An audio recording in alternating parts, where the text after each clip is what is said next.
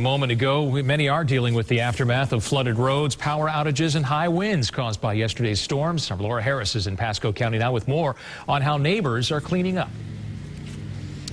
Yeah, good afternoon to you too, Dan. I can tell you these people have been out here much of the morning. I know it's afternoon now, but as you can see behind me, still cleaning up. It was a two-story shed right there, if you can believe that. Now, nothing. And the family is telling us that all they're trying to do is try to salvage the parts that are left.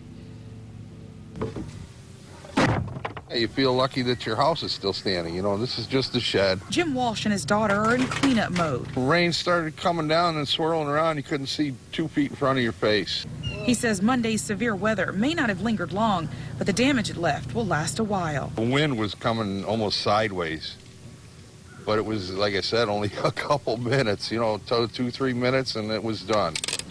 Next door to the Walsh residence, Scott Hall is picking up what the storm left behind.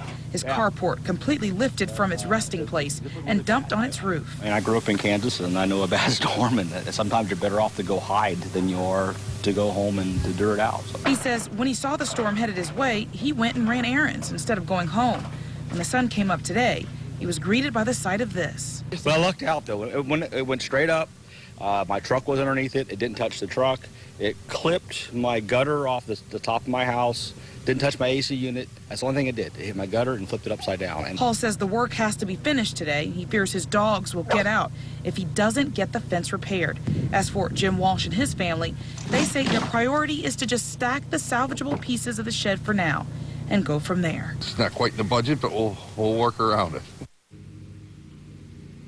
And it's somewhat a race against time because the clouds are already starting to get a little bit thicker. There might be more rain this afternoon, and their backyard is already still full of water. So they say they're just trying to get as much done as they can before the rain starts again.